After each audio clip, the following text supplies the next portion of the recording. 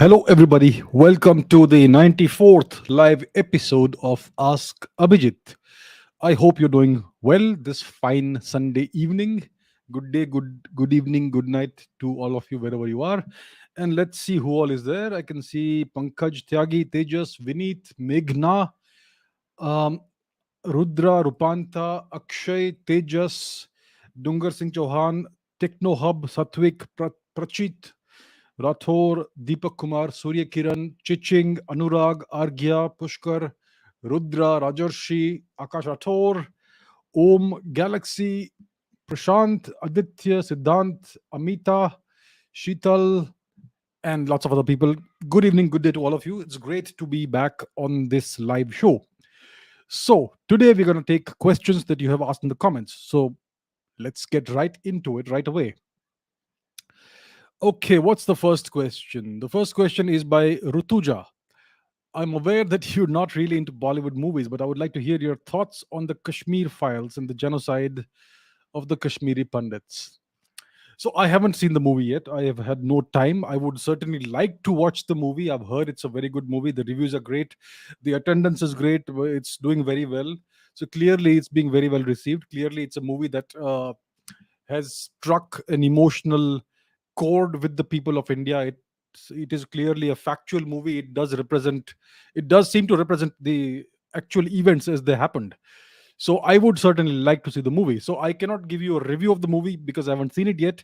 Now, what about the genocide of the Kashmiri Pandits? Well, it's not something that happened only in 89 1991.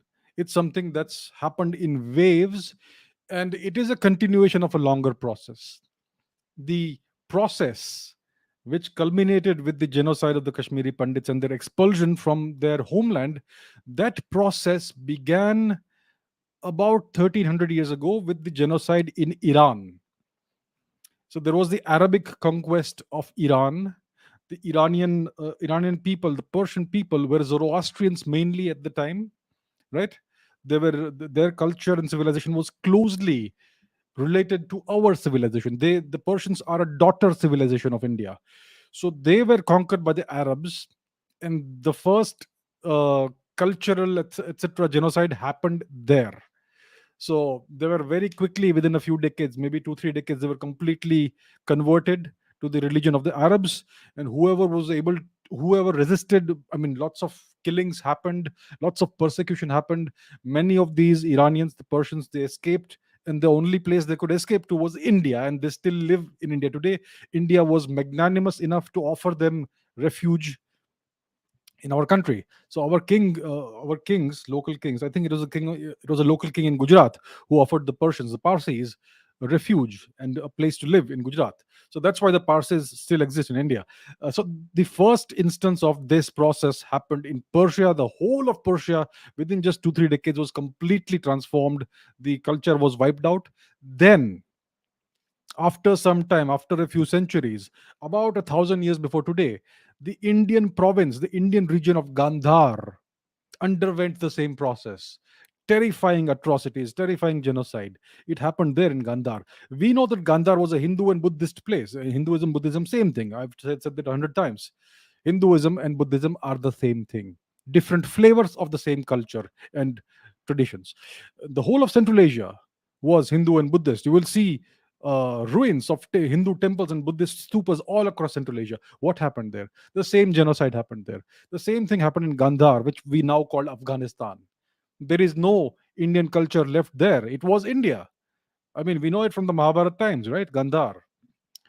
Uh, so what happened in Kashmir in 89, 90, 91? It happened first in Iran, then it happened in Central Asia, then it happened in our own province of Gandhar. And then over the centuries, there were these the Turkic sultans who ruled over Kashmir. Uh, Sikandar Butshikan or something, some barbarian by that name, a foreigner, a Turk, who committed untold atrocities. Lots of people were massacred. It was a complete full-scale genocide.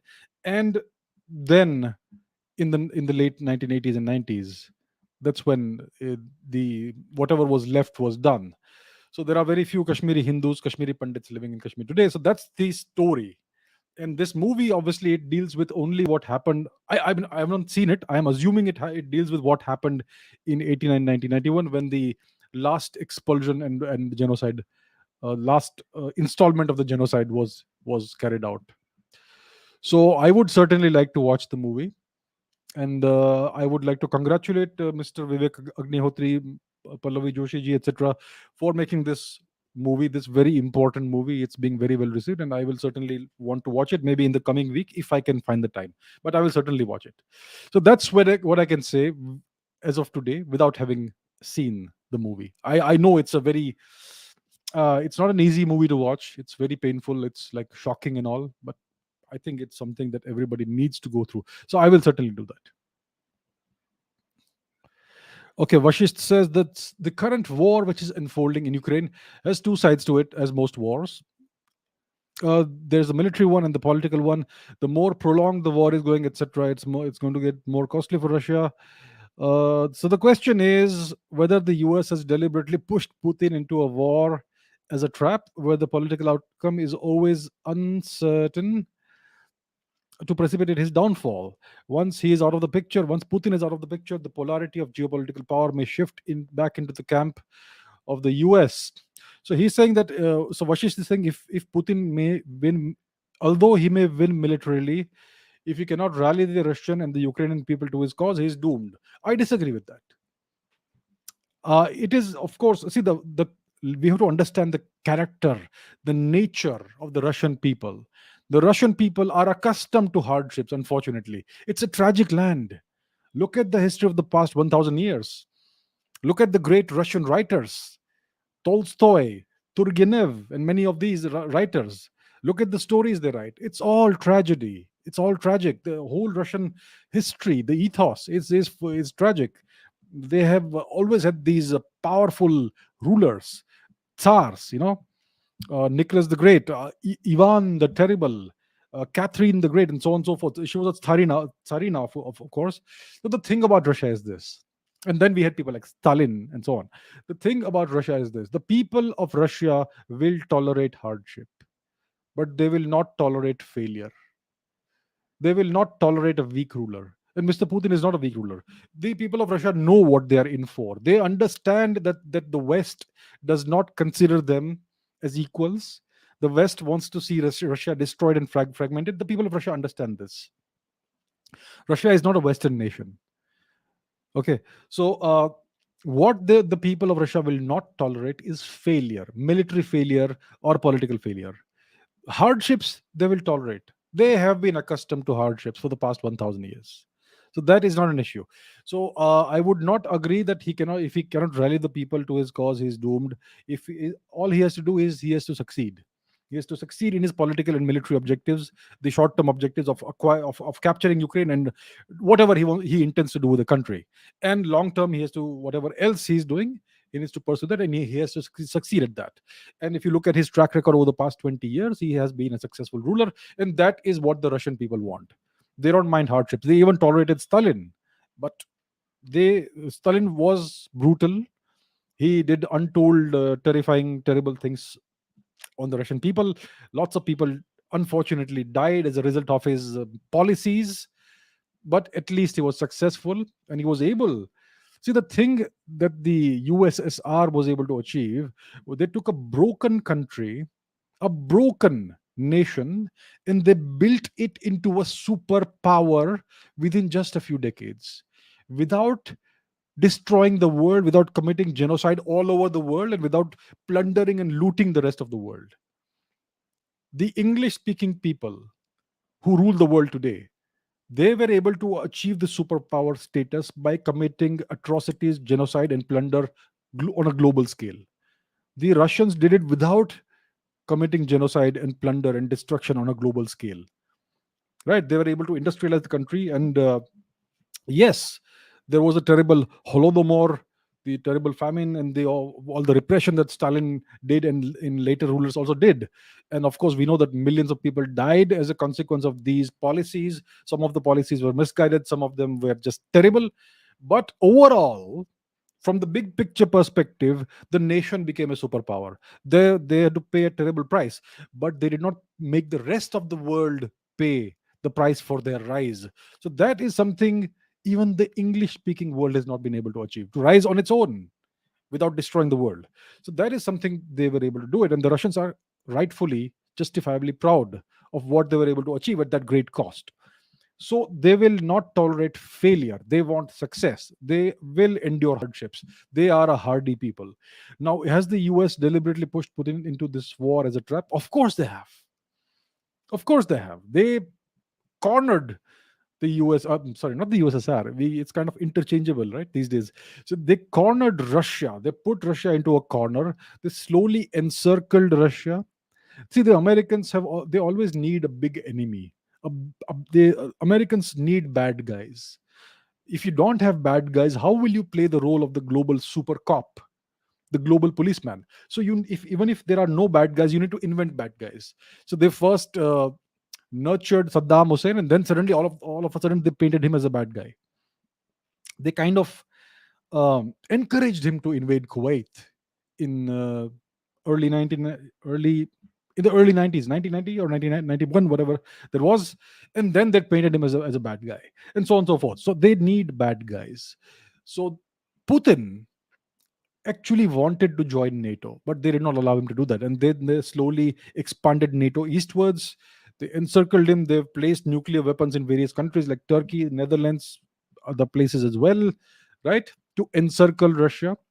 And then Ukraine was the line that Putin could not allow them to cross, because that would be just it would indicate, it would signal to NATO, to the US, that we are powerless. We will just we will allow you to just keep going eastwards unchecked.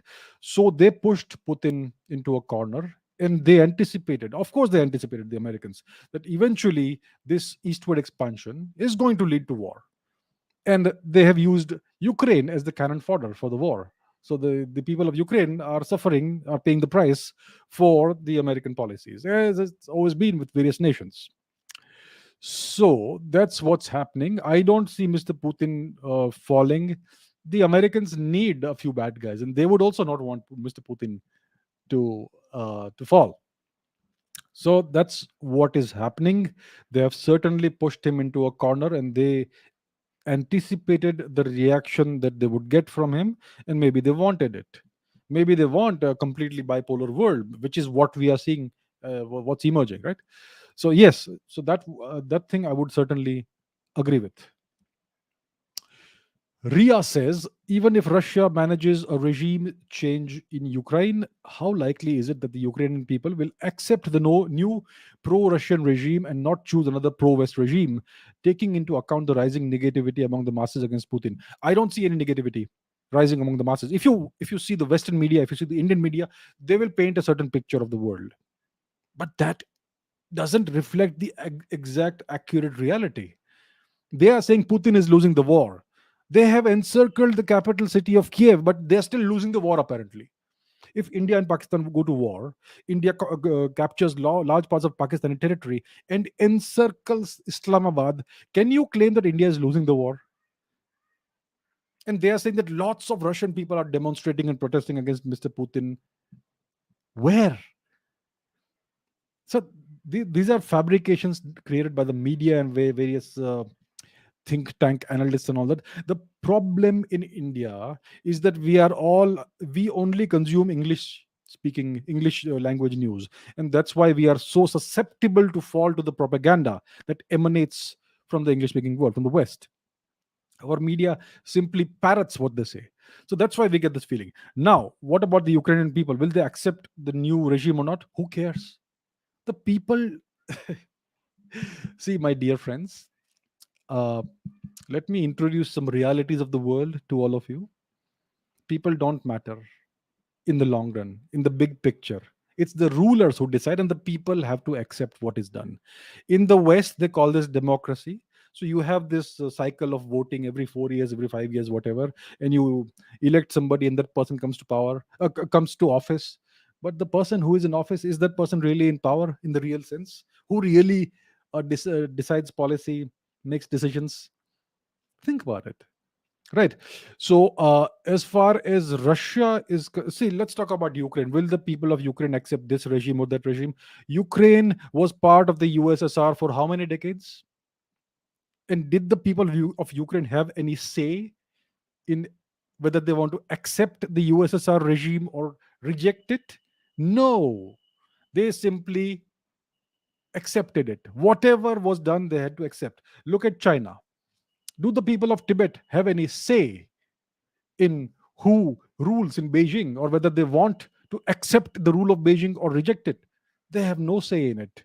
Do the people of Hong Kong have any say in it? So please understand, my friends, whether it's an autocratic country or whether it is a country that looks like it's democratic, doesn't really matter. People are easy to manipulate through media, through entertainment, through various through government propaganda and so on. Media is all propaganda. Please understand this. The BBC is the propaganda arm of the UK government or the UK regime, whoever is really ruling the UK. And understand this also, that the UK is a colony of the US from the days of Tony Blair. The UK is nothing but a vassal state of the US. The real power, the only power in Europe, is the United States. So you have this entire process, this circus of democracy, and also it keeps the people happy. But power is power, and power doesn't really care about democracy or autocracy or anything. Power is the same everywhere. So it doesn't matter whether the Ukrainian people like it or not. You know what people like? People like stability. People like peace. People like law and order. People like a good future for the children. As long as these things are provided in the right signals and noises are made, people are happy. So that's how it's going to be. As long as Mr. Putin succeeds and he is able to stabilize Ukraine and give the people of Ukraine a long-term good future, they will happily accept whatever is given to them. Right. Okay, Russia had warned NATO that it would take action on any country that imposed a no-fly zone over Ukraine. What is the meaning of no-fly zone and its significance? What is a no-fly zone? See, anybody can declare a no-fly zone. Let's well, to understand this, let's look at the map, because the map gives us a better idea of what these things are. So, are you able to see it? Yes, there you are. So this is the nation of Ukraine. So let me go to a different website for a change. Let's go to Flight Radar and see how things look on Flight Radar. Shall we do that? Let's do it. So let's move out from India and go eastwards. Oh, sorry, westwards.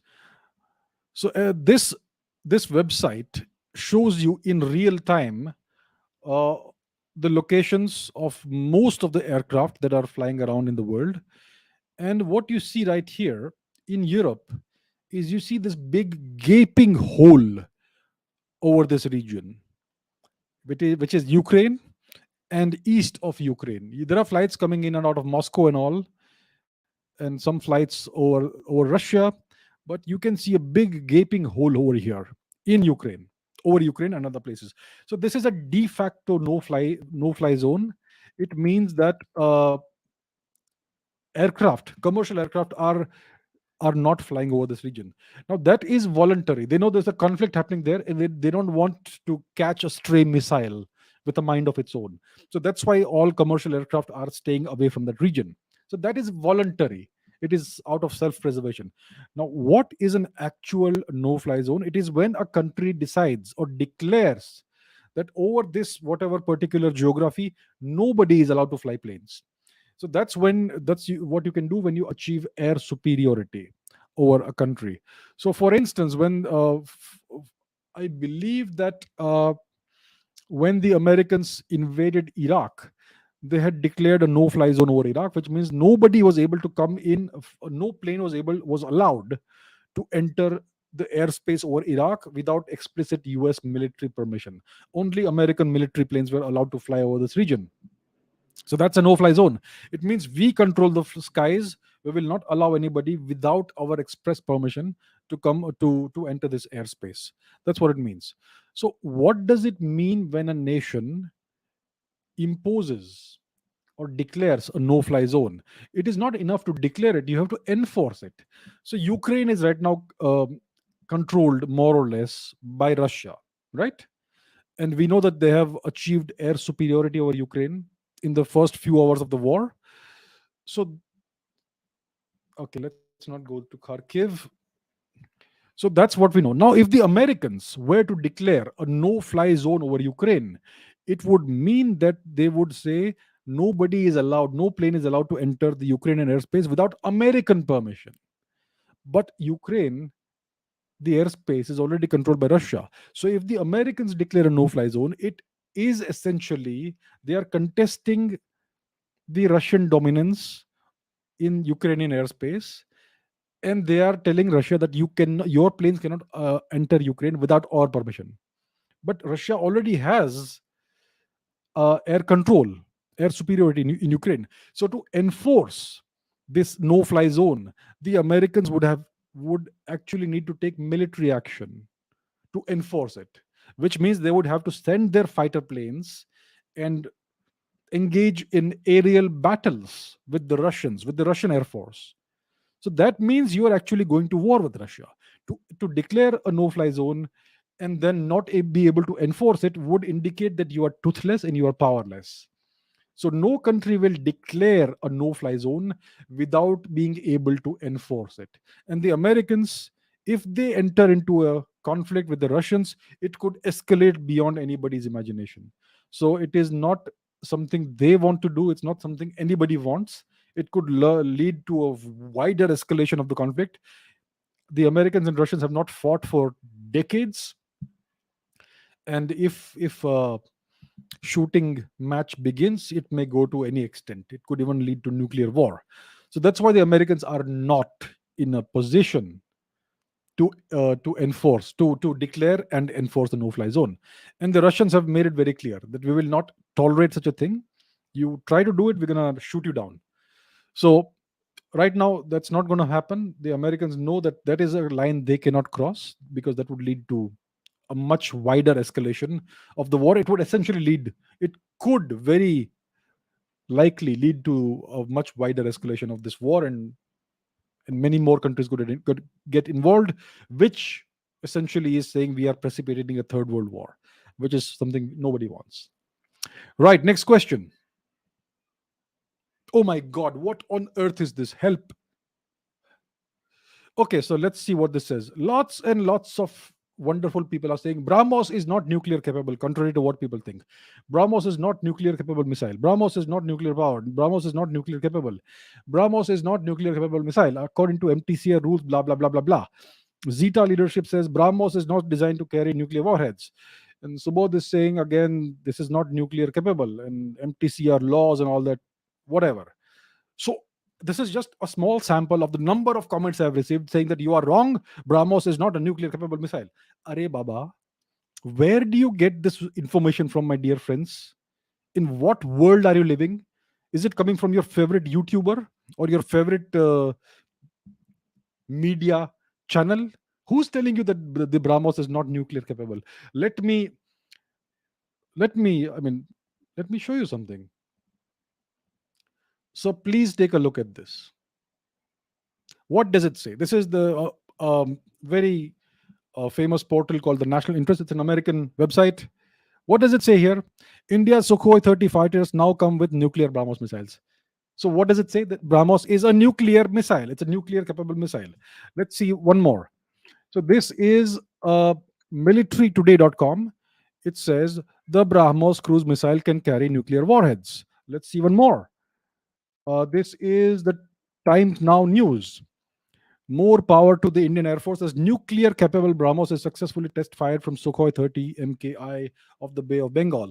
I can show you 500 more uh, examples that corroborate what I am saying. The BrahMos is a nuclear capable cruise missile. It's a supersonic cruise missile. I don't know where people get this information from.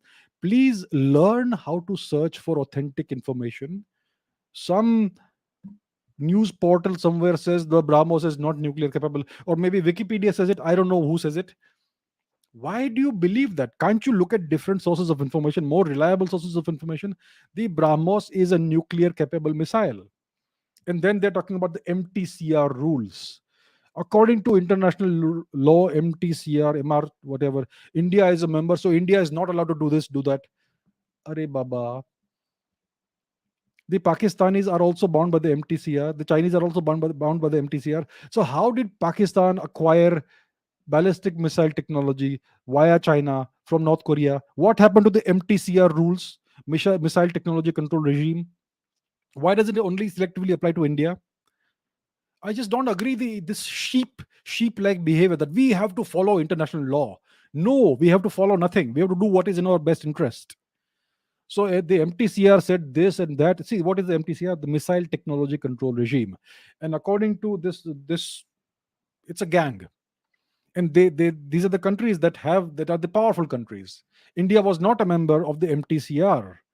And because of that, India was not allowed to receive missile technology from a third country like Russia, for instance, which in which the missile would have a range of more than 300 kilometers. That's why the initial brahmos was said to have a range of 290 kilometers. All right. Well, the thing is very simple. You change the fuel, your range will change. So if you have a missile that has a stated range of 290 kilometers, but you change the fuel in the ramjet engine or wherever else in the other engine, in the initial engine, you may have a different range, which may be less, which may be more. So the initial version, the Block 1, I think it's called, the Block 1 Brahmos was said to have a range of 290 kilometers, but well, there were rumors, you could say them, you could call them, that this missile could go much further than that. Then India in 20 whatever, a few years ago, became a member of the MTCR regime, and then India now can acquire technology or export technology to MTCR members in which the missiles have a longer range. There is no limitation to that.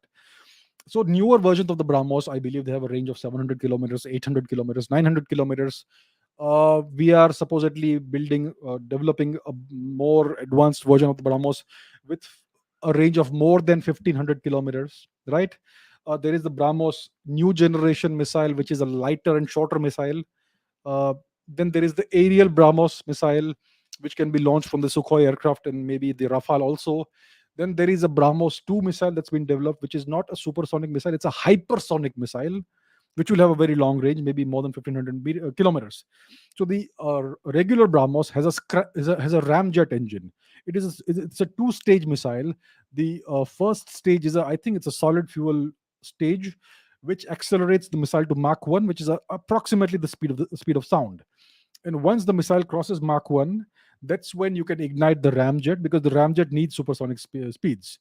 So that's when the ramjet engine is ignited, the first stage is jettisoned, and that's when the missile goes way beyond Mach 2. It reaches nearly Mach 3, which is three times the speed of sound. So that is the Brahmos, the regular Brahmos missile. Brahmos 2, which will not have a ramjet but a scramjet, which is a supersonic combusting ramjet engine. The new Brahmos, the Brahmos 2, will have a top velocity of about Mach 8, which is 8 times the speed of sound. So it is a hypersonic missile. So I don't know whether it's been developed, whether it is still under development. We will not make these things very clear. Obviously, we should not. But the thing is this: these missiles can carry conventional warheads. They can carry rocks if you want to increase the kinetic energy of the impact. If you want to cut a ship in half, then you don't need to carry a warhead. You can just put 200 tons of 200 kilos, 300 kilos, whatever the weight is, of rocks or concrete, just to increase the kinetic energy of the impact. You can do that. The Brahmos can destroy a ship without carrying a warhead, or you can even put a nuclear warhead in the brahmos. So it's up to you what you want to do, as if you own the missile, if you have it. And we own the missile, India, right? So the brahmos is 100% a nuclear capable missile. I don't know where you get this misinformation from. It's clear that this misinformation is very widespread. Dozens of people have made these comments, which is completely incorrect. Okay, next.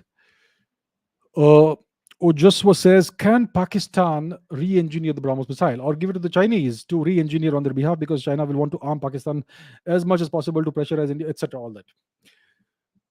The BrahMos missile, okay, we are assuming the missile that entered Pakistan and crashed in Pakistan was a BrahMos. It does look like it was that. So, and there is some debris that's available. Well, what you have is a missile that is completely destroyed. It's like we know, it's a supersonic missile. It travels at nearly 3 times the speed of sound. What is the speed of sound? 333 meters per second. 3 times the speed of sound is a kilometer per second. It is literally faster than a bullet. That's how fast this enormous missile flies. When it crashes somewhere, do you think you will retrieve anything that can be salvageable or will make any sense to you from a re-engineering, reverse engineering perspective? No. All you will be able to recover after the explosion, the crash, is mangled bits and pieces of metal. You cannot reverse engineer anything from that. Not the engine. You may get some traces of fuel. You may be able to determine what fuel they are using. That's what you will be able to do. The engine will be destroyed beyond recognition. The initial engine will not even be there because that's the first stage which accelerates the missile to Mach 1 and beyond. And then you have the ramjet, which takes it to Mach 3. The ramjet will be totally destroyed. Whatever electronics are within will be vaporized. So you will get nothing that you can actually use and make any sense of. And it's not like the missile uses any special materials. It's just regular steel, I believe. It's a heavy duty missile. There is no attempt to minimize the weight of the missile, which means that they would use regular steel as far as I know. So there is nothing that they can really reverse engineer. And the Chinese already have a, a certain version of a Russian missile, of the Onyx 800 missile, which was used as a template for the BrahMos. So the Chinese have a version of the older missile, which is in some ways similar to the BrahMos, or an older generation version of the BrahMos. So I don't think the Chinese would even need or want to reverse engineer it. Of course, there are certain things that they would want to learn, but they will not be able to retrieve anything of any value from the mangled wreckage of that one missile. I mean, you would not send a missile into enemy territory if there was something that they would be able to retrieve from it, right? And lots of people are saying in the comments that this was definitely a malfunction. India did not send it deliberately. Arey bhai, grow up, please. You don't send a nuclear capable missile, even an unarmed supersonic missile, into enemy territory by mistake. There is a whole sequence of steps that needs to take place before a missile launches, and these missiles are very carefully guarded. It's not like some sweeper is allowed to go and press a button and the missile takes off. It doesn't happen like that. There's a whole sequence. There's a whole chain of command. Multiple people have to sign off on the launch process. Well, that's how it goes. In case you don't know, so this I do not see this as as an accidental launch, right? We can say it's an accidental launch because that's how you should make it look. You should not, you cannot tell the world we did a deliberate launch. So that's why you call it an accidental launch. I do not see it as an accidental launch. So I don't think there is anything that the Pakistanis or the Chinese would be able to reverse engineer from our missile. Vishal says Russia is made up of many republics, Sakha Republic, etc., and federal subjects. Similarly, China has 5 autonomous regions: Guangxi, Xinjiang, Tibet, Ningxia, Inner Mongolia. Could you please tell what level of power do these administrative divisions hold? Are they just like local governments, or do they have some control over the decision making for their region? Let's take a look at Chinese administrative divisions app. Let's take a look at that, and let me share that with you. Let me share that image. So I'm just doing a Google search, a simple Google search for that. And let's take a look at this. Maybe this. So there are certain so-called administrative divisions of China: Xinjiang, Tibet, Qinghai, Inner Mongolia, Jilin, Heilongjiang, and so on and so forth. So some of these are so-called autonomous regions, and some of these are provinces, and so on. The question, and similarly, we have something similar for Russia. Every country has internal administrative divisions. You can call them whatever you want to call them. In India, we call them states and union territories. In China, they call them provinces. In Pakistan, also, I believe they call them provinces. In Russia, they call them whatever else. The nomenclature doesn't matter. So the question is, how much power do these administrative divisions hold? Which means that if you have a local government in, let's say, Tibet or Xinjiang or Qinghai or Sichuan or Yunnan or wherever, how much power does the local administration have? And similarly for Russia, the answer is, I would say, very simple. They have very little real power. In a country like China, which is a one party state, China is essentially an imperial system. They can call it whatever they want to call it. The chairman of the Chinese Communist Party, uh, who doubles up as the president of the country, which is Mr. Xi Jinping, and then you have local governors for each province and autonomous region.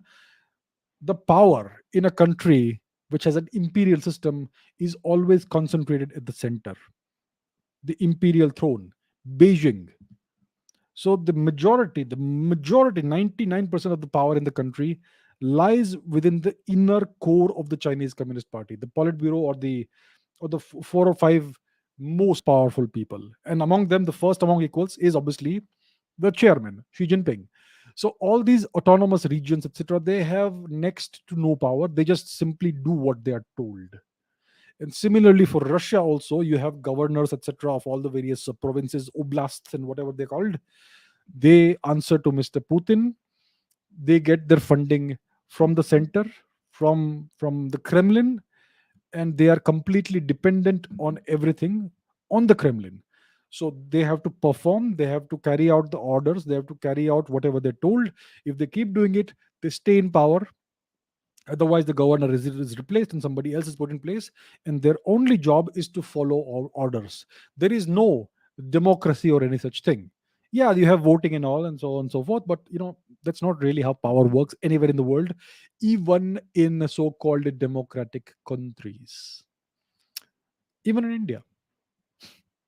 All right, so that's how it is. So these local governments have very little control over decision making. They simply follow orders. Obviously, they will be allowed to make some decisions, and as long as the law and order is preserved and the overall policy is followed, you can do whatever else you see fit to keep things running smoothly. So that's the level of power they have. Rishi says, you once said on the Ranveer show that China's stable political system gives them an edge over India, and political instability in India is stopping us from bringing out our full potential. How can we achieve that kind of stability in a democracy like India? Answer is very simple. You cannot have that sort of stability in a democratic system, in a true democracy. In a true democracy, it is the mob that rules. It is the will and the whims of the mob, of the people, that decide the fate of the country. And as long as you have a system in which there is this cyclic uh, cycle of elections every 4 years or 5 years, we have 5 year systems in India, and then you will then the problem is that the leaders, whoever comes to power, their main focus will always be on the next elections, because unless you are in power, you cannot do anything for the country. So even if your intentions are good, even if you want to do contribute something good to the country, you have to keep on making compromises to keep the people happy, because you have to be re-elected. So it's a constant cycle in India. If you look at the news media, whatever your favorite channel is, their favorite topic is politics, politics, politics, politics. That's all there is. India is obsessed with politics. There's always some election somewhere. And just imagine the amount of energy of the state machinery, of the government machinery, and the amount of money that is utilized in running these elections. My goodness. And you never know what's going to happen in an election. You may have a good chief minister, a good prime minister, gone when the election results are out. So it's a very unstable system, and especially when you have a parliamentary democracy, when the people cannot directly elect the prime minister or the chief minister. You can only elect your local representative, and then these local representatives will get together and elect a leader among their own. Why do we have such a system? Why can't we have a direct system in which we can elect a prime minister, president, whoever it is, and that person gets stable 5-year term. Why can't we have that? We don't have that. So this is a system that is designed to be unstable. And then if you have a hung parliament, then you will have a coalition government, which by definition is an extremely weak and unstable government. So this system that we have is by design unstable. It keeps on, it forces even good politicians, even good leaders, to keep on doing these populist measures, keeping the people happy, giving them reservations, giving them freebies, and so on and so forth. So that is what is holding the country back. The Chinese have an imperial system. You can call it whatever you want. It's an imperial system, the way empires have been run for thousands of years. So that's what they have. They have no need to appease the public. The public is expected to quietly obey what they are told to do. That's how it works in China, right? So there is no need to appease the public. There is no need to stand for election. So the system is very stable. They can have 10-year plans, 20-year plans, 100-year plans, and they will keep following the plan no matter what leader is currently at the top in the Chinese Communist Party. And they have a very harsh, cutthroat system in the Chinese Communist Party. The the the the leader who can, or the people who come to power, are the people who have been able to defeat everybody else within the ranks of the Chinese Communist Party. Only the hardest of the lot can rise to the top. So by design, the system is such that you will have very strong leadership, centralized leadership, and stable leadership. So that is what is the difference between India and China. So this system, which is by design unstable, is what is stopping India from achieving its full potential. I am not saying that India should take up an autocratic system, a dictatorial system. What we can do is we can have a different form of democracy, maybe a presidential form of democracy. That is again democracy, but at least you are guaranteed stability on a 5-year cycle. So let's say you are electing a president who doesn't need the support of so and so numbers of members of parliament. The people elect a president directly, and once a president is elected to power, that person, he or she, has a guaranteed 5-year term. So if you have that sort of system, which is still a democratic system, then you are guaranteed way more stability than we have today. So there are things that certainly need to change in India. So there is something we could learn from China. I'm not saying we should go full autocracy and full dictatorship. No, we can have a better democratic system. India is the birthplace of democracy. Look back at what worked for us in the past, and we can draw inspiration from that in the 21st century. Okay, R73 selected. That's a missile, isn't it? Okay, so he says, I disagree with the point that two powerful countries with a long shared border will come to conflict. That's a myopic, one dimensional view of the world in a multidimensional world. For example, Canada and US are two very powerful countries. Saudi Arabia and UAE are very powerful countries. Turkey and Greece are all very powerful countries, all fall in the same category. But I haven't seen a single bullet fired in the last 70 to 100 years. Dear sir, welcome to this universe. I assume you have come from a parallel universe in which a different system exists. So maybe in a I don't mean to be disrespectful, I'm just trying to be humorous. Maybe in a parallel universe, Canada is a powerful country. Maybe in a parallel universe, Saudi Arabia and UAE, tiny microscopic UAE, is a powerful country. And maybe in a parallel universe, Turkey and Greece are powerful countries. Let me explain something, my friends. Let's go to the map and let me explain. Um, so the map is the best way to look at geopolitics, to understand geopolitics. So you are saying that Canada is a powerful country. Let me share a piece of news that came in just a couple of days ago. Uh, this powerful country. So this is news. Look here. This is what this lady is Canada's defense minister. Her name is Anita Anand. She's of Indian origin. So Trudeau's defense minister announced to Canadians that Canada has exhausted inventory from the Canadian Armed Forces, and they are There are capacity issues after sending all of our equipment to Ukraine's president, which means, to translate that, it means that Canada has run out of arms and ammunition. Whatever little they had, they've given to Ukraine. Is that your definition of a powerful country? Look at North America. There is only one powerful country in North America, which is the United States. The other two countries in North America, Canada and Mexico, are vassal states of the United States. All the countries in South America are also under the same situation. There is only one power in the Americas, one undisputed power that does not tolerate any other power. That is the United States. Canada is not a powerful country. Canada is a colony of the US. Please understand that. Canada is by no definition a powerful country. Let's say Saudi Arabia and UAE. Saudi Arabia is a US colony.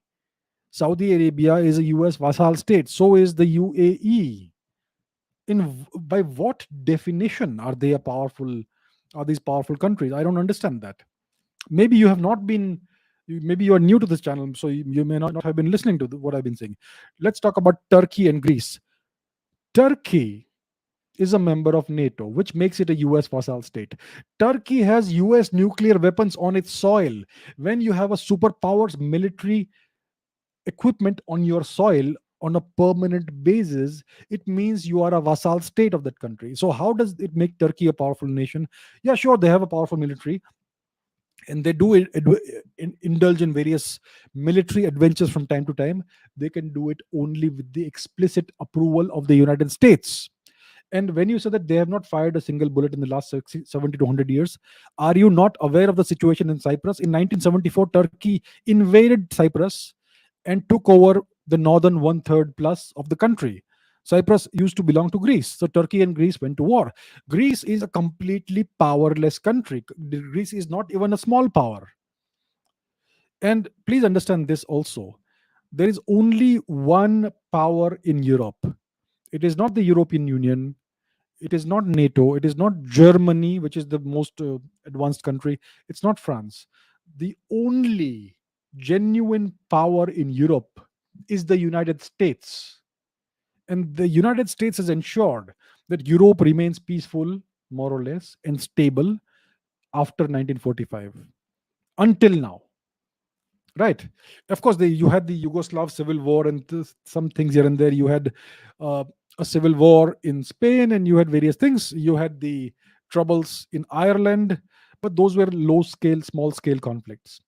So the only real power in Europe is the US. Turkey is not a powerful country. Greece is not a powerful country. All the examples you've given are not of powerful countries. It may look like they are, but they are not. Welcome to the real world, sir. So that is what I can offer you, and I hope you will try and view the world through what power really is. What is power? Most people don't understand what power is. Power is something that is well, hard to see if you don't know where to look. Okay, let's go to the next country. Next question.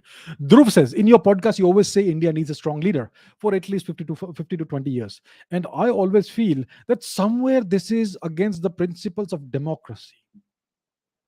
Sometimes a leader chosen by the masses could not be a strong leader, but a person who can influence people easily. So, do you believe democracy is the best practice for a country like India with so much diversity? And is there any other kind of system that could work better in the case of India, according to you? Listen, India is the birthplace of democracy. We have had democracy in India for thousands of years, not your Western style democracy, which is a fake democracy. We had democracy for thousands of years. Have you heard of the Mahajanapadas? These were democratic republics. You had elected kings, but you had kings. Yes, so it's a hybrid system. It's an Indian system. It's the way it works in India. The principles of democracy, I have no interest in whatever principles people talk about of democracy. What is more important? The long term national interest, the long term security, stability, and prosperity of the country, or some vague principles of democracy? Who cares?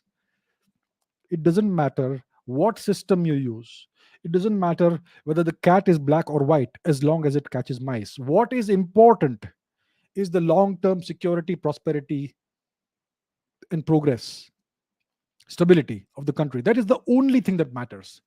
It doesn't matter whether you have a dictator in power, whether you have a democratically elected president, prime minister, whatever in power, or if you have a king or an emperor in power.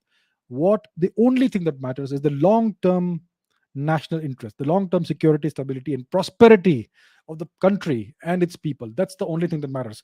I don't care about any principles of democracy or dictatorship or imperial system or anything. It doesn't matter what system is there. The people must prosper, the country must prosper, the country must remain safe and secure and stable over a long period of time, centuries I'm talking about.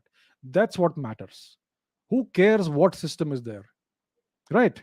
So I think the current system that we have in India is terribly unsuited for the country. We need to go back to our own past. I'm not saying we need to have an emperor or a king. I'm not saying we need to have a dictator. I'm saying that we need to revive our own form of democracy. That's what we need to do. And to ensure that there is security, stability, and prosperity in the long run over a time span of decades and centuries, right? So so you can have that within a democratic system for sure. I have always said that I believe in democracy. I believe that the people are the ultimate arbiters of their own fate. But so we need to have the right system. That's what I'm saying. The It doesn't matter which system it is there, what could work better for India. Any system that gives us stability and these things, long term national interest, any system like that is fine for me. I don't care. What do you think was the main cause of the American invasion in Vietnam, apart from their baseless reasons of demilitarizing the area? Was it the capturing a resourceful area or some geopolitical reasons, as China wasn't a threat for them in that period of time? Okay, so the Vietnam War is a very drawn out, protracted thing. You can have a 6 month course on what happened in Vietnam, right? Uh, so I'm gonna have to answer this in 5 minutes. So I'm gonna make it short. So before the Second World War, when did the Second World War begin? 1939, I believe, and it went on until 1945. So before the Second World War, Vietnam was a colony of France. Where is Vietnam? You know where India is? Yes. Go eastwards, eastwards, eastwards, and you come to Southeast Asia, and here is Vietnam. It's a strange shaped country, a long country from here, North Vietnam, Hanoi, all the way down south to Saigon or Ho Chi Minh City, right? It's kind of like Chile, that sort of geography. So, before the Second World War, Vietnam was a French colony. Even today, you will find that French culture and French language has a certain status, high status in Vietnam, even today. So, Vietnam was a French colony. In the Second World War, in that period, it was occupied by the Japanese imperial forces. Japan rampaged across all of Asia. It came to the doorstep of India. It entered Manipur as well. We had the Battle of Imphal and Battle of Kohima and so on, in which the INA was also involved, which is a different story. So the Vietnamese were first under the French, then they were occupied by Japan. After the Second World War, after the defeat of Japan, uh, uh, during the Second World War, during the invasion, during the occupation by Japan, the Viet Minh was a resistance force. It was a Vietnamese communist resistance force, and their leader was Ho Chi Minh. So after the Japanese were defeated, the Viet Minh were able to capture power in northern Vietnam, and the French were able to retain power in southern Vietnam. Right, so the country was basically divided into two. And then there was some kind of an agreement in Geneva, I believe, in the mid 50s, early 50s, or somewhere. I don't remember the dates. Look it up, please. So there was this agreement in Geneva, which was obviously brokered by the Europeans. It's always this colonial attitude. So Vietnam was officially divided into North Vietnam and South Vietnam. And they said there would be elections and then the country would be reunified. The elections never happened. So North Vietnam was run by Ho Chi Minh, by the communists, and South Vietnam had a so-called democracy. In South Vietnam, there was this leader, this ruler. I forget his name, but he was unpopular, deeply unpopular. He was very much mentally colonized. He oppressed the Buddhists, who the Buddhism and Hinduism were historically the main religions in Vietnam. Now it's mostly Buddhism. So this guy, who I forget his name, but he was oppressing the Buddhists. He was promoting Christianity. There was this very sad, unfamous, tragic incident of a Buddhist monk who set himself on fire. It was captured by on camera. The very iconic images. So he did that, the self-immolation, in protest against the persecution of the native religion and culture of Vietnam and the imposition of Christianity. So the guy who was ruling South Vietnam was very deeply unpopular. Then there was a coup. He was expelled, and somebody else was put in place. The the government remained unpopular, and the North Vietnamese wanted to reunify the country, and their leader was Ho Chi Minh. And then, so there was this state of civil war, which kind of began, and the Americans were very wary of this. So the Americans had seen what happened in Europe. The USSR became a major power, and then many of these Eastern European countries became communist countries. So they saw that communism was liable to spread like this. They called it the domino effect. You also had the same thing in Korea. Korea also was divided into two, North Korea and South Korea. And North Korea was under Chinese influence, and it was a communist regime. It was a dictatorial regime. So the same situation was there in Korea as well. So the Americans got involved. They sent their so-called political advisors or military advisors, or what it was, whatever it was called, thousands of them, maybe more than 10,000 of them. And then they decided to get involved militarily to defeat the communists, right? So the main cause of the US invasion in Vietnam, well, they said it is to defeat communism, because communism is liable to spread. It has this domino effect, and they did not want the whole world to become communist because they believed in democracy and Western liberal values and human rights, etc. Right? So then they did this false flag incident in the Gulf of Tonkin, the so-called Gulf of Tonkin incident, in which a US naval ship was attacked apparently by North Vietnamese boats or missile boats or whatever it was, torpedo boats. And then they took that as the pretext for starting the war. They said the Vietnamese have attacked us, and this gives us a just cause to go to war. And that's how the whole business of the Vietnam War began. The Vietnamese don't call it the Vietnam War, they call it the American War. But we, because we are all part of the Western world, we are part of the English speaking world, we are mentally colonized. So that's why we in India call it the Vietnam War. It's actually the American War. The Americans initiated the war, and they lost terribly, and the North Vietnamese won, and they were able to reunify the country. And then Vietnam became a communist country of sorts. Today also it is, well, officially a communist country, but they have been able to develop the economy quite well, and they're doing reasonably well. They are a reasonably mildly populous country. The living standards are higher today in Vietnam than in India today, right? So it's doing well. So that is the story of the Vietnam War in very brief. I have left out lots of stuff, but because of the format of this show. Next, Akash says, I wonder if the relevance of the question can be appreciated by my fellow subscribers. But seeing what's happening in the West, I believe we are going to face this soon, or might already be in it. From the big banner movies to TV series, from Marvel to DC Comics, and even to children's cartoons, depicting men as toxic, ruling over women ruthlessly since ancient times. The idea of women being subjected to men's wishes is being propagated heavily and quite directly nowadays. Not only this, but also the futility of religious values, one's own culture, importance of family, taking the responsibilities are being looked down upon. I've spoken to lots of young people from the West, and they all seem to be really comfortable in smoking, drinking, abusing their parents and elders, glorifying depression and suicides, multiple partners, expressing doubting their own sexuality from the age of 13, which is hilarious, and so on. How do these narratives give power to the left ideology uh, of group identity politics, freedom of expression, and give a reason for society's downfall? So the left has a very simple uh, strategy. The strategy is very simple at the core: break down the family system.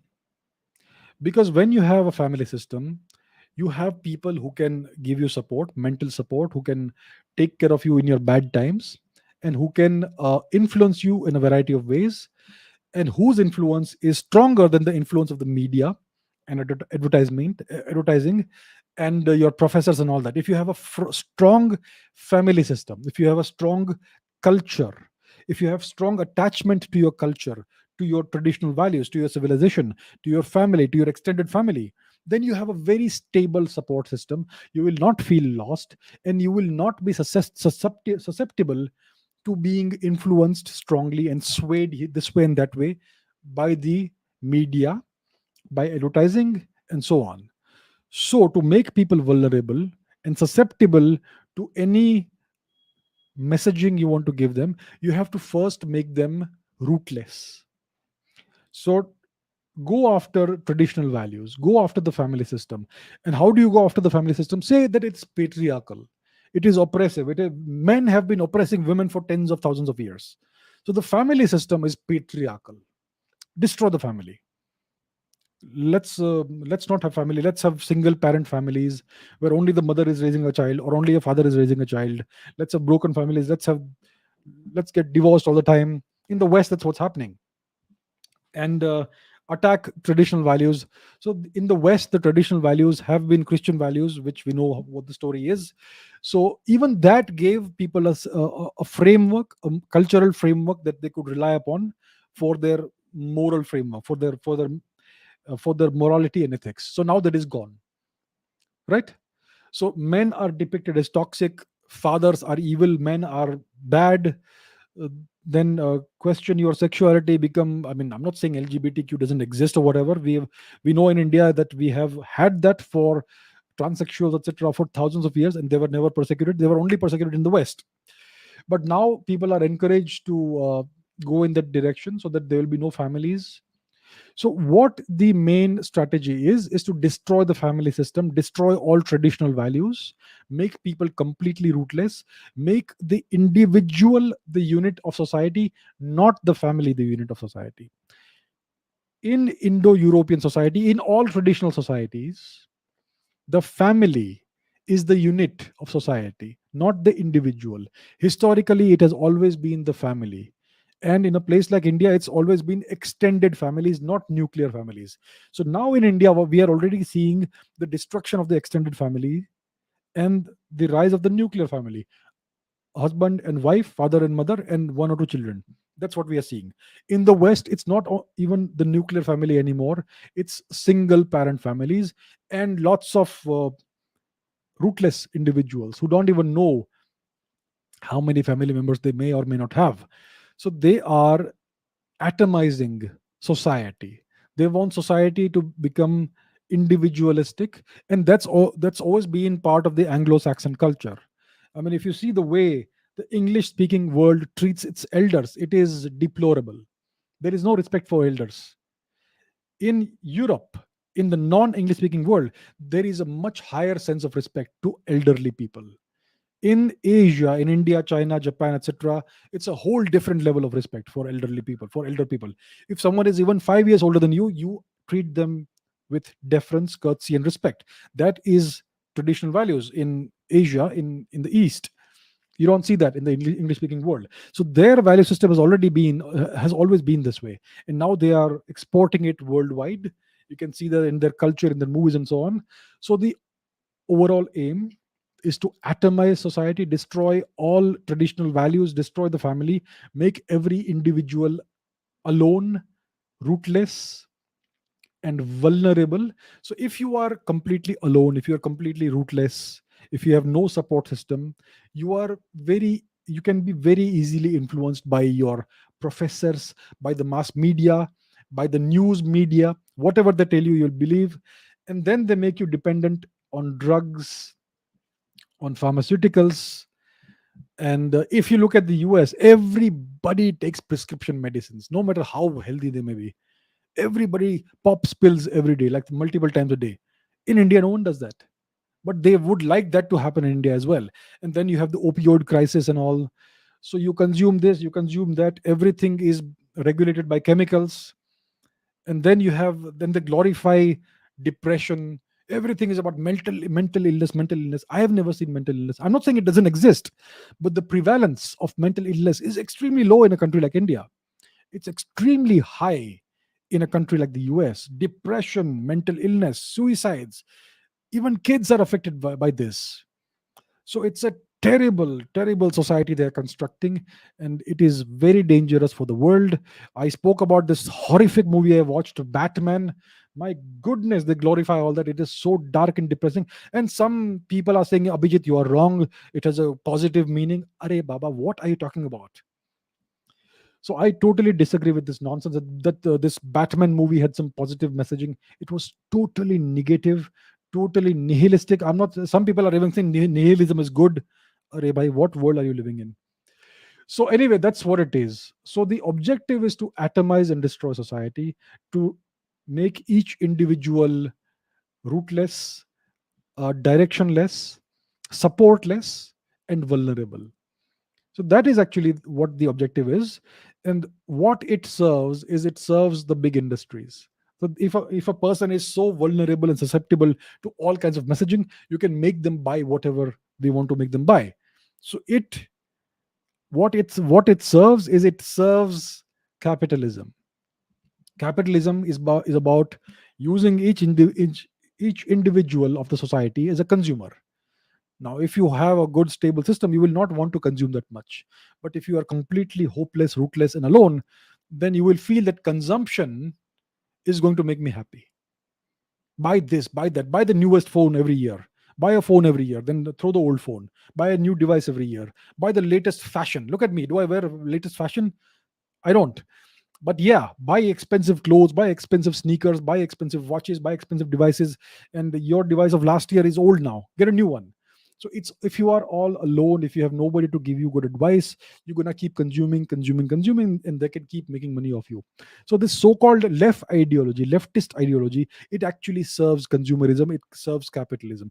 Capitalism is all about pursuing endless profits, quarter upon quarter profits. How do you make these profits? How do you do these profits? By exploiting the planet.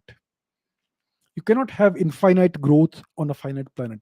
Why is the planet being destroyed? Because of this infinite pursuit of capitalist growth. It is capitalism that is destroying the planet. I'm not saying that we need to go to Marxism or communism. That is also equally bad. But it is this capitalist ideology that has co opted the so called leftist movement. And that's why we are seeing all this in the United States and in the Western world. So that is something India needs to be very careful about. Okay, so, Gunpat says you mentioned earlier that when India reaches the $10 trillion mark, then India can have a big impact in geopolitics.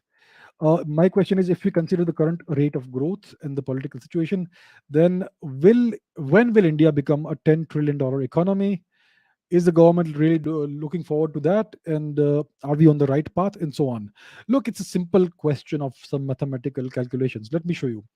Let me share something that I looked into. Where is it? One second. Let's look at GDP projections based on simple calculations. It's an Excel sheet. Let's make it larger. um, um, um, um. So we have this Excel sheet here. So we are at year zero. Our economy is $3 trillion. And let's say we are growing at only 5% per year. Then it will take us, even after 20 years, our economy will have reached $7.96 trillion at the rate of 5% growth per year. So it is too less for us. Okay. If we grow at 7% per year, starting at $3 trillion, then it will take us 18 years to reach the $10 trillion mark. If we grow at 8% per year, then starting from $3 trillion today, it will take us 16 years to reach the $10 trillion mark. If we are growing at 10% per year, it will take us 13 years. If we grow at 12% per year, it will take us 11 years to reach the $10 trillion mark. So, what we are looking at is about is a journey of about 20 years, 2 decades. Within 2 decades, if we do things right, we will reach the $10 trillion mark. We need to grow at minimum 7% per year, ideally 10% or more. Is the government doing it? They are doing their best for sure. They're doing whatever they can. They have done lots of things that is going to supercharge the Indian economy. We now have the GST. Earlier, we had octroi, which was stifling the Indian economy. It was ensuring that India's economy can never grow. So octroi is gone. We have a GST. We have a GST which is in force today, which has completely opened up the economy. Now every state can trade with each other, and we can send goods anytime we want, anywhere we want. There are no delays, there are no bottlenecks. So the economy is working much better now. Then we have UPI, which has totally liberated the people, which has made transactions very quick.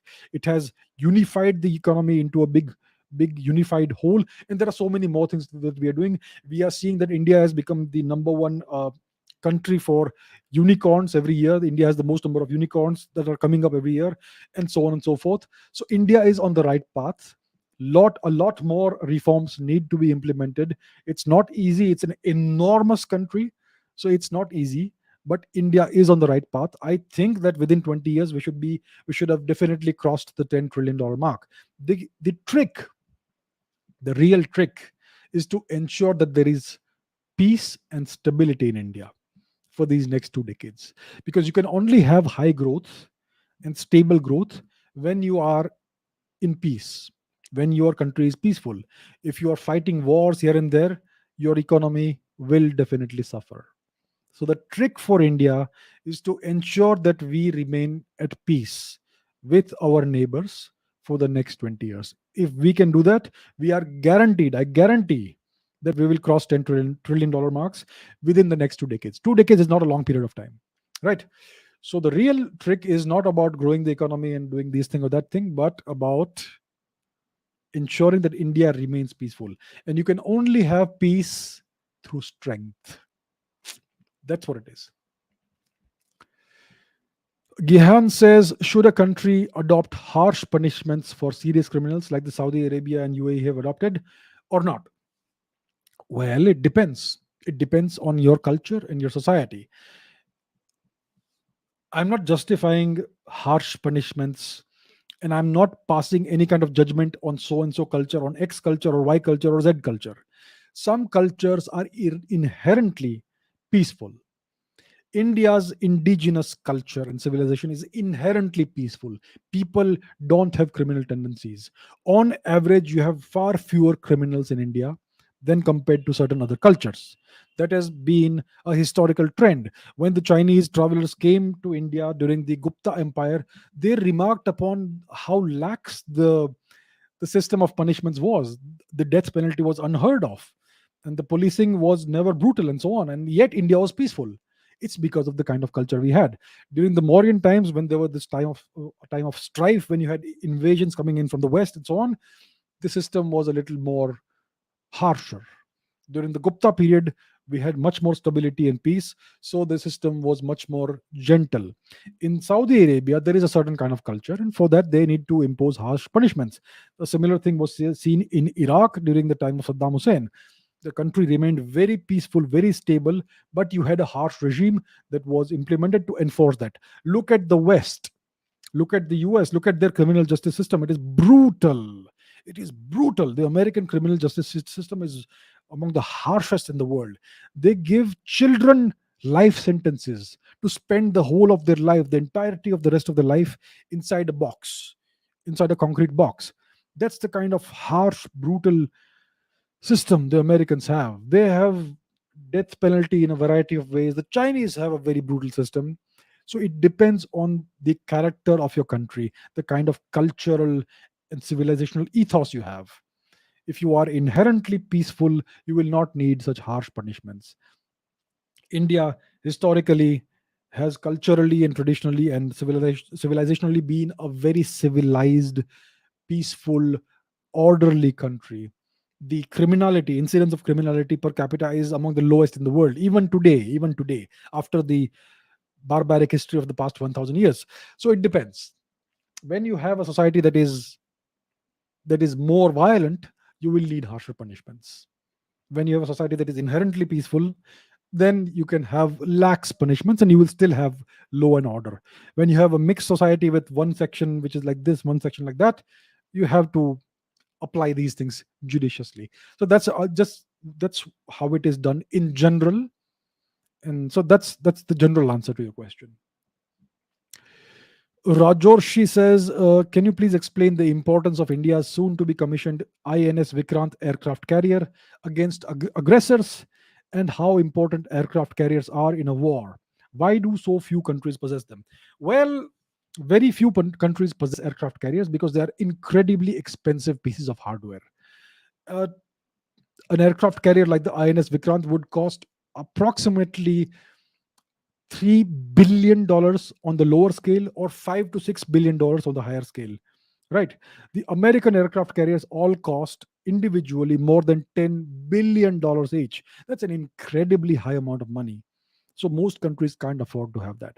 Secondly, when you spend so much money on a single ship, you are concentrating a lot of your lethality, of your navy's lethality and investment in one single ship.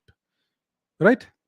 So if you have an aircraft carrier, which can, let's say, the Indian aircraft carriers can carry about 30, 35, maybe 40 fighter planes, and it is a significant investment you've done. So it is a huge, very lucrative target for the enemies. And so that's why aircraft carriers, very few countries want to have them, because you can, for the price of, let's say, one aircraft carrier, which is, let's say on average $5 billion, you could have 10 or 15 destroyers, warships. A destroyer, a warship, on average, a medium sized one, would cost between 200 to $300 million. So for the price tag of $5 billion, you could have 25 such warships, which can be used in a variety of ways, and you can disperse them throughout your territory instead of having just one ship in one place. So for the same money, you can get much more lethality and much more distributed lethality. Similarly, if you have missile boats, which typically cost 30 to $50 million, you can have many more missile boats instead of one aircraft carrier. So you can distribute your lethality much more.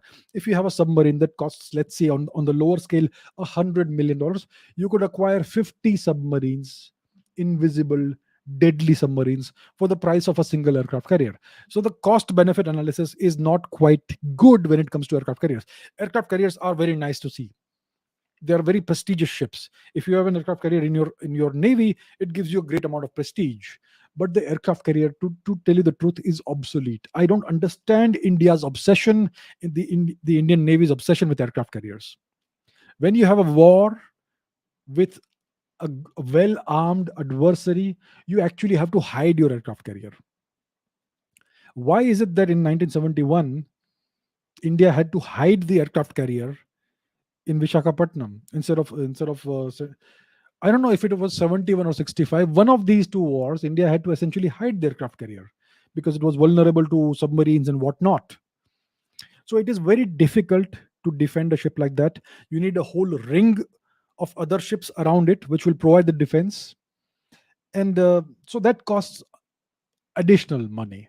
So let's say the US, when it wants to defend an aircraft carrier, it has about 10 ships around it, which includes destroyers, which includes submarines as well, right? So it is very hard to defend an aircraft carrier, and it's a simple mathematical thing. You can overwhelm any defense when you have more missiles than the defense can cater for. So so if you see my discussion with Dr. Edward Luttwak on this channel, he tells very clearly, he's one of the greatest geopolitical analysts in the world today, a great guy. So he said very clearly that the aircraft carrier was the capital ship of every navy. Every navy has a capital ship, a great ship, the greatest of all ships. So it used to be the capital ship in 1945, in the Second World War. In the 21st century, the real capital ship of a navy is the submarine. Submarines are invisible and they are deadly. They are very hard to detect. They can do far more damage with torpedoes, with missiles, with cruise missiles, with ballistic missiles, etc., than any aircraft carrier can do. So the real capital ship that India needs to invest in is the submarine.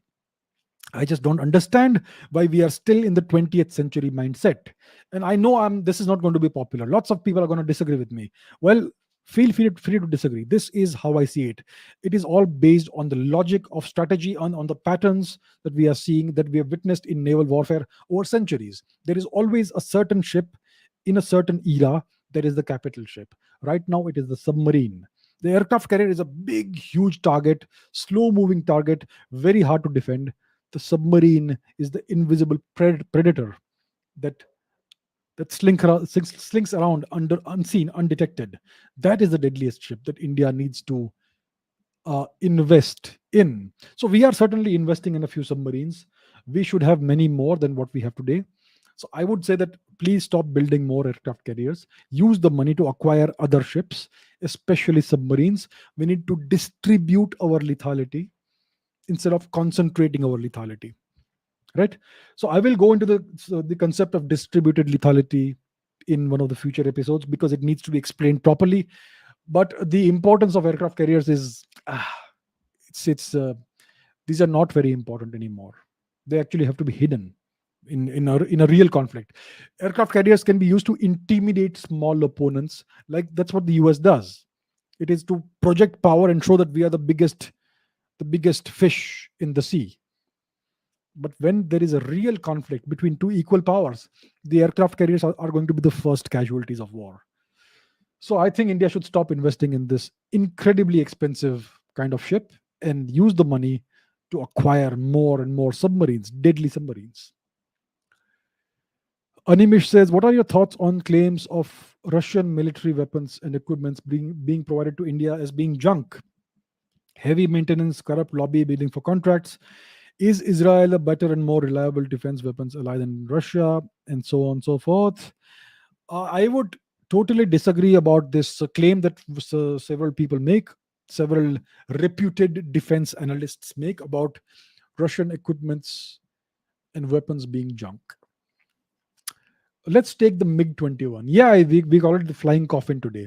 Do you know that this aircraft first came out in the 1950s? And India acquired these weapons decades ago, these fighter planes, MiG 21s, and they are still flying. You know why the MiG 21s crash these days? Because they are decades old. There is something called metal fatigue. But just imagine, for so many decades, this plane kept flying reliably. Even today, if you can make it fly properly, it is still a deadly fighter plane. Even today, it can still take out a F-16 plane. So that is not junk. That is the very opposite of junk. Look at the Russian submarines that we use, the Chakra submarine, right? Brilliant, brilliant, very hardy, very reliable weapon systems. Excellent weapon systems. We are using a Russian aircraft carrier, which works very well.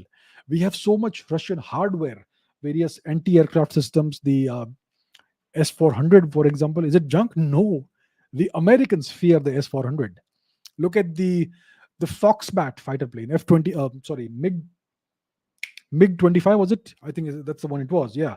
So we had those fighter planes. Those were undetectable. No, they could be detected, but they could not be shot down. They were just too fast and they just flew too high. So Russian equipment is never the most advanced equipment, but actually it is the most reliable equipment. If you can get the spares and if you do your maintenance properly, it's really reliable. And then you have these various heavy duty helicopters that they make. Again, those are really, really good helicopters. They can take a lot of battering in warfare. You can shoot the helicopter with machine guns, AK-47s.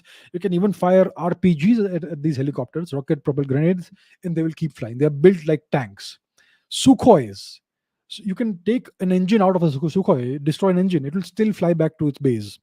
So I would say that military equipment from Russia is excellent. It is never the most advanced equipment, but it is really reliable. These weapon systems are usually built like tanks, helicopters, planes, etc. The the Foxbat fighter plane was built from steel. It was incredibly heavy. It could take any kind of, it could take a lot of damage and still come back home. So that's what I would say about it. Israel is certainly a good partner. Israel has a very good weapons industry, very advanced weapons industry, and we are partnering with Israel when it comes to to UAVs, unmanned aerial vehicles, the Heron drones. We are also developing the Barak 8 missile defense system with Israel, and various other things that may not be that well known. So, Israel is certainly a good partner. We can certainly go ahead and deepen our cooperation and collaboration with Israel. But Russia is always going to be a reliable partner. It's had a very long history of being a reliable partner for us and a reliable supplier of high quality defense equipment. So I would say that it's still good. Okay, DV says you said power trumps wealth. So how do you convince people to help you for a greater cause, like Chinggis Khan or Chhatrapati Shivaji Maharaj, even if the money isn't there? Good question. Very interesting question. So when you look at the life and career of Chinggis Khan or Chhatrapati Shivaji Maharaj, you can see that the initial phase of their life was characterized by great suffering, great hardship, and fighting as the underdog against the greatest of odds. Chinggis Khan lost his father at a very young age. He was enslaved by his enemies. He lost everything he had, all the money, everything, and he was reduced to the very bottom of the hierarchy of society as a child, as a boy, as a young boy. And he fought, he clawed his way up from there. He realized that money is not important, it is power that is important. And he spent the first 30, 40 years of his life just climbing up to the higher positions of society. He became a small chieftain of a small tribe of people. Then he conquered another tribe, he defeated another tribe. And over the decades, he eventually, step by step, defeated and absorbed all of the various tribes of Mongolia. And he created a unified Mongolian nation. He was able to do that only in his mid 40s. He was able to achieve that objective of unifying Mongolia only when he was in his mid 40s. And that's when he got the title of Chinggis Khan, the great ruler or the oceanic ruler. So, how did this guy who had no money and no support convince people to support him? Similarly, Chhatrapati Shivaji Maharaj, he had to fight a guerrilla war for decades against the Bahmanis, against the Mughals. He had to play one side against the other. He had to give up many forts. They need to reconquer these forts. They considered these Mughals, these invaders, the Turks. They characterized Chhatrapati Shivaji Maharaj as just some jungle brigand, right? That sort of thing. That's how they tried to disparage him and play down his greatness. But eventually, he was able to create what became the genesis of the greatest empire in India in the past 1000 years, the great Maratha Empire. So, how did this guy with no money, no support do this? The story of Chinggis Khan and Chhatrapati Shivaji Maharaj has a great amount of parallels. So, how does somebody with no money succeed in getting support from people for a big cause? It's very simple. Nothing succeeds like success. You have to first show that you are capable of succeeding. You have to first show that I'm able to bring together 10 people and forge them into a fighting force and succeed at a certain small scale. You do that, 10 more people will join you because you have shown, demonstrated that you have a leadership quality and you're fighting for a good cause. So now you have 20 men instead of 10 men, and you achieve something bigger. Then 100 people will join you. And if you keep on succeeding, if you keep on being a great leader, and if you keep on fighting for the right cause, for a just cause, for the people, then the people will slowly begin to notice you and they will support you and you will gain more support. And with the support of lots of people, you will also get financial support, which will be useful in acquiring, procuring, buying weapons, ammunition, and all that. And that's how slowly, slowly the snowball effect happens, the domino effect happens. And if you are a really strong, powerful leader, if you have that thing inbuilt in you, then slowly from zero, from literally zero, over 2 3 decades, you can build a genuine continent sized movement. You can do it. Very few people have the ability to do that. Not everybody can be Chhatrapati Shivaji Maharaj or Chinggis Khan, but that's how it's done. So you can convince people to help you if you can demonstrate that you can succeed. Nothing succeeds like success. People will follow you only after you show some success. That's how it works. So that is the secret. General says, how do we know that Pakistan? We know that Pakistan is a nuclear powered state. How will India engineer its fragmentation without Pakistan nuking India? Good question. Do you guys, girls, remember the USSR? It used to be a superpower in the 20th century. The USSR, was it not a nuclear powered state? It had more nuclear weapons than the United States. Was the United States not able to engineer the fragmentation of the USSR without having a single launch of a nuclear missile? They were able to engineer it without firing a single shot. That's how you engineer the breakup and fragmentation of a nuclear powered state. That's how it's done. Um, Animish says most of the business books authors whom I adore and admire are posting on social media with severe pro-Ukraine bias and support. This makes me support the question their ideology and authenticity now. Is this just to gain popularity or their whole identity? Is it flawed? Using their ideas has given me success in my career, and yet I am here in a dilemma. Would you recommend anything there? Very good question. I have a book here. This one here. This is the Encyclopedia of Bodybuilding by Arnold Schwarzenegger. I am a big fan of Arnold Schwarzenegger. I think he's a very inspirational person. There's a great deal that anybody can learn from the life and career of Arnold Schwarzenegger. He's somebody I have admired for years. I had enjoyed watching his movies, and then I admired his career as a bodybuilder and the way he succeeded from essentially from scratch, from zero. I admire Arnold Schwarzenegger for those traits. I don't admire his politics. I don't support his politics. And very recently, like in the last 48 hours, he put out this video on social media supporting Ukraine. And it's an anti Russia video and telling Russia to give up its terrible war and all that. Right. So I don't agree with what he says, but it doesn't make me dislike him dislike him now or hate him. I still admire him. I simply disagree with his political inclinations and his worldview about whatever's happening in Europe, in Ukraine. Now we have to understand that he is a US citizen now, and there is a certain mood, a certain atmosphere that prevails in the US. And if you express a certain kind of opinion that is contrary to the prevailing mood, then you will be cancelled. And people will stop, people will demonize you, people will start hating you, people may, I don't know, so there will be serious consequences. So that's why he does it, or maybe he truly believes in it. Either way, it doesn't diminish my admiration for Arnold Schwarzenegger, for what he has achieved in his life as an individual, right? uh, there is another person I admire a lot, Dr. Edward Luttwak.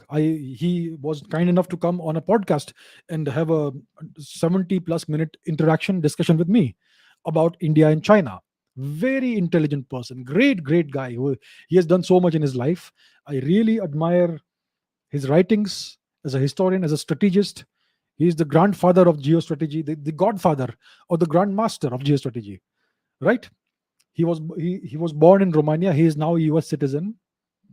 And if you look at his perspective on the Ukraine war, it is once again very much anti-Russia, very much pro-US and all that, because he's a US citizen. It is his duty to support his country and all that. It doesn't diminish my admiration for Dr. Edward Luttwak any at all, right? So the thing I'm trying to say is this: there must be many business books authors, etc., whom you admire, and you admire them for the ideas they have given you, the principles they have given you in those business books that you have been able to apply in your career, and maybe it has contributed to some extent to the growth of your career. It has given you success in your career. So that is something you need to keep. That is something admirable. But just because those people have now expressed certain opinions doesn't mean you should stop admiring their business knowledge and whatever work they've done. You can disagree with their political opinions, with their geopolitical opinions. You can disagree with them. It doesn't mean that they are no longer worthy of admiration for the work they have done in business and for the ideas they have given you. So I would say that you should take good ideas from wherever they come. If you get some good ideas from the Chinese Communist Party, take them. If you get some good ideas from Pakistan, take them. If you get a few good ideas from the US, take them, use them, implement them, apply them. Take good ideas, take wisdom, take knowledge from wherever it comes. And you can even admire and respect your enemies. It doesn't mean you have to like them, it doesn't mean that you should have a soft spot for them, but you should certainly use whatever knowledge and whatever of value they can contribute to you. So that's what I would say. People have compulsions. You live in a certain country, you have to say certain things. If you live in the West right now, you have to put a Ukraine flag on your Twitter account, Facebook account. You have to say pro Ukraine things and anti Russia things. Otherwise, you're going to get cancelled. It's a very vicious culture they have in the West. They cancel people. Look at what they did to J.K. Rowling, the writer of the Harry Potter books. They have cancelled her because she said that women and men are different. There is a biological gender is a biological thing. It's not a social construct. That's all she said, and they cancelled her for that. And the actors and actresses who played the characters that she created, they no longer talk to her apparently, and they don't even invite her for the reunion of the movies and all that. So that's the kind of vicious culture they have in the West. So people, no matter what their true feelings are, they have to make certain public signaling. And maybe they truly believe it. It doesn't mean that you should not admire their work anymore. You should still consume their content or whatever is of value, and you should still utilize that in your career. Okay, Siddhant Singh Chauhan says there is talk in the air about the Chinese foreign minister's visit to India, which is put forth, which the Chinese side has proposed. It's a meeting to mend the relationship between the two countries. Give your insights on this meeting from various perspectives and so on. Right. Okay. So I also heard about this that Mr. Wang Yi, the Chinese foreign minister, wishes to visit India. They have proposed this, and maybe the visit will happen maybe this month. It's We are right now in March 2022. So most likely it looks like Mr. Wang Yi will visit India on his initiative in March 22, or maybe in early April, early next month. And I don't know what the objective of the meeting is. Maybe to mend the relationship. There is going to be a BRICS summit in Beijing later this year, so maybe he will also come and extend the invitation to India's prime minister for that thing. So that's something that could be on the agenda. Now, if they want to mend the relationship between the two countries, we know the two countries, India and China, don't have a very good relationship. We have a bad history going back from the 1950s onwards. Before the Chinese Communist Party came to power, India and China had brilliant relations, excellent relations. China called India Tianzhu, the center of heaven, right? So India was the Western heaven from the Chinese perspective. It's only after the Chinese annexation of Tibet in the 1950s that India and Chinese controlled territory had a common border, and that's where all the problems started. And then you had the 1962 invasion of India by the Chinese. They captured parts of our territory, which they still control. And then there was the 1967 war that no one knows about, in which India defeated China. Then you had the incidents in the 1980s, late 1980s, again in which India defeated China. And now the Chinese are claiming Arunachal Pradesh and so on and so forth. So there is this open border, undemarcated border.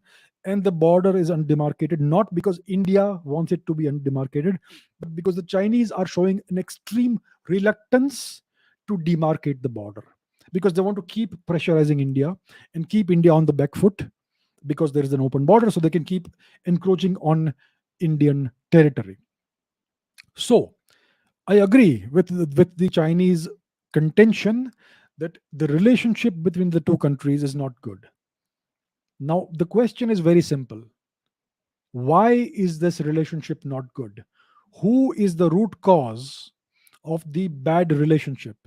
Is it India that has caused the bad relationship, or is it China that has caused the bad relationship? Has India invaded ever any Chinese controlled territory, or is it the Chinese who have repeatedly invaded Indian territory? It is clear that the real problem of this bad relationship is Chinese actions, Chinese aggression, and Chinese malified intentions. And it is the Chinese who are not amenable to demarcating the border. They are the ones who are showing the extreme reluctance. So, if the Chinese side wants to mend the relationship between China and India, I think it's very clear what they have to do. They have to take the initiative, they have to show the goodwill. The only obstacle, the only impediment in achieving a better relationship is the undemarcated border. Once the border issue is settled, the entire problem will go away. So it is for the Chinese to show a willingness to settle this issue, the border issue, in, let's say, the next 2 years. Let's say 1 year, 2 years, let's say 5 years. Take your time. But there is no progress, and they are the ones who are blocking the progress. So if the Chinese want to mend the relationship, they should stop lecturing India that India should stop banning Chinese apps, and India should open up Chinese FDI, and India should allow the Chinese to invest in so and so sector. No, please stop lecturing India. If you want to mend the bad relationship, go to the root cause of the bad relationship, which is created by you. China needs to address that. Once they address this, the relationship will improve automatically. So that is what I have to say to this Chinese claim that they want to mend the relationship. Go ahead, mend it. It is up to you to do that. You are the ones who are preventing the relationship from improving. Okay, a couple of questions about Saurashtra. I live in Saurashtra, Gujarat. I am a Kathi Kshatriya. It is said that the Kathis lived in Sapta Sindhu or present-day Punjab area of the time at the time of Alexander's invasion, and they also took part in the war against Alexander. And Druvik says Saraostus, Sairastrine, Surastrini, Surashtra, Sorat, etc. These are some names by which modern Saurashtra region was referred to in history. Was it Saraostus earlier, then renamed as Saurashtra? What is the history? What is the founding story of today's Kathiawar region? Okay, let's look at the map. Where is Saurashtra? Kathiawar. Saurashtra is the jaw of Gujarat. India, if so, India has a face. The face is Gujarat, right? It looks like a human face.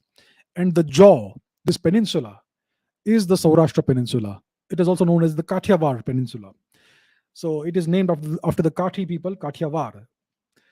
So what is the? So it is said that these people lived in Sapta Sindhu, present day Punjab. Well, I have no idea about that, whether the Kathi people migrated from Sapta Sindhu or Punjab or whatever. What we know is that the Sapta Sindhu region is something that was highly populated, densely populated, for according to the standards of those times, about 5,000 years before today. So every Indian who lives in India today has ancestry from that period of time, from that region, right? Because afterwards, once the great river Saraswati dried out, people had to migrate from Sapta Sindhu eastwards to various parts of India. So it is clear that the people of Gujarat or the people of Bangladesh, Bengal, people of Kashmir, people of Sri Lanka, Tamil Nadu, etc., everybody has some ancestry from the people who lived in the Sapta Sindhu region 5,000 years ago, right? That is undeniable.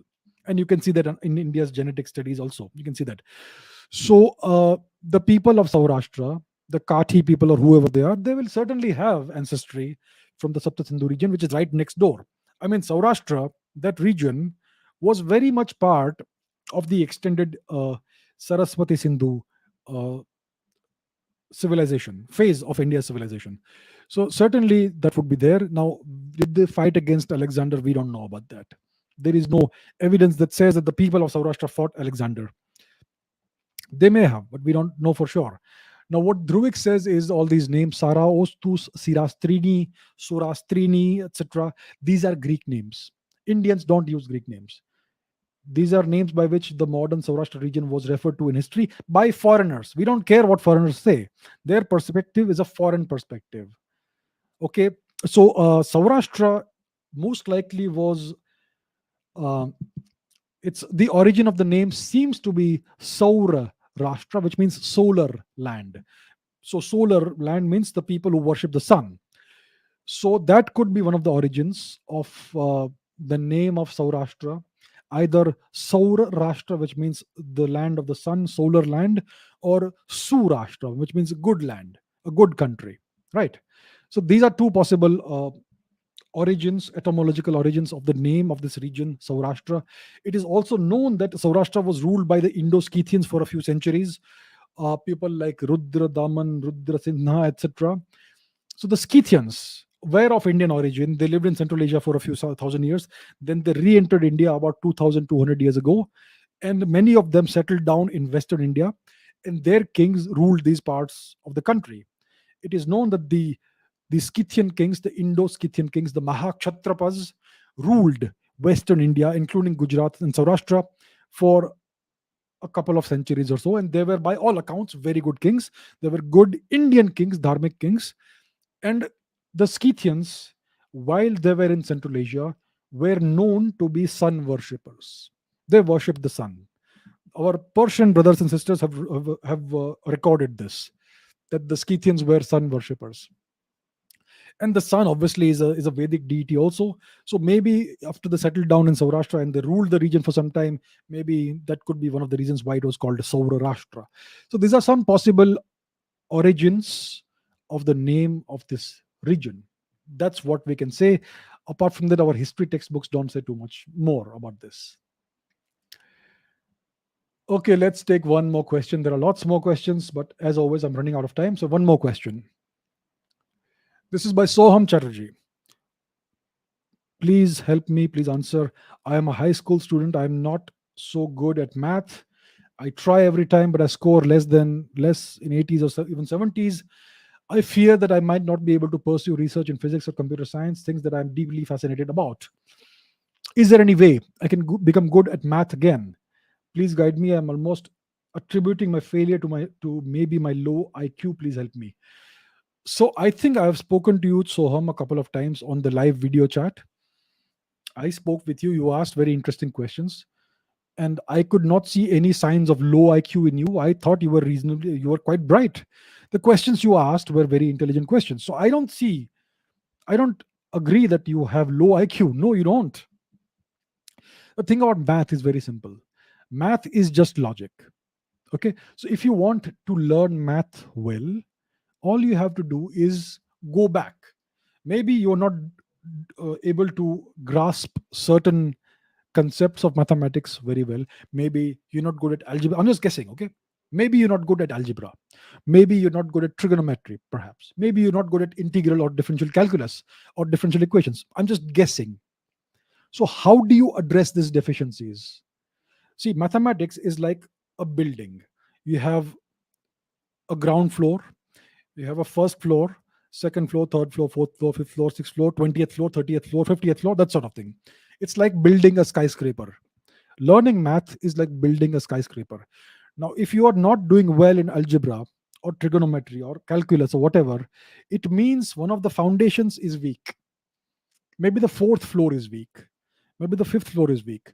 So, what you have to do is to go back to the fundamentals and master the fundamentals. Maybe you should go back to arithmetic. I'm just giving an example. If you want to be good at math, first master arithmetic: addition, subtraction, multiplication, division, fractions, decimals, all that. Once you can do that very well, once you are really good at that, which is very easy, it's just logic. Once you can do that, you will be good at algebra. So then, once you have mastered the fundamentals of arithmetic, start with algebra and master the fundamentals. Always start at the very basics, the very simple concepts. If you follow that sort of approach of going back to the very basics, revisiting the basics, mastering them, and then only then moving forward, then you will be able to master math easily. I think anybody can master mathematics. Mathematics is the simplest and most logical of all the sciences.